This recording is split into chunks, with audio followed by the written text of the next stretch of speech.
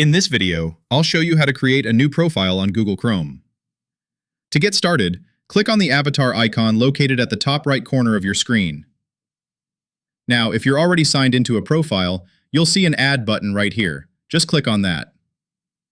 If you've never created a profile on your Chrome browser before, this area will have a button for you to sign in and set up your very first one. After clicking the button to add a profile, you can click Sign In to log in with a Google account, or select Continue without an account if you'd rather not sync this profile's data to the cloud. If you choose to sign in, go ahead and enter your email, followed by your password. Depending on the security settings of that Google account, just follow the on-screen instructions to complete the two-step verification. Usually this just means tapping Yes on a device where you're already signed into this specific Google account.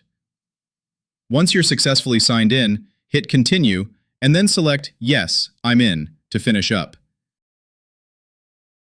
And that's it. You've successfully created a new profile on Google Chrome. Now, whenever you want to switch between your different profiles, just click that same avatar icon at the top right of the screen again, and pick the profile you want to use. Thanks for watching the video. See you in the next one.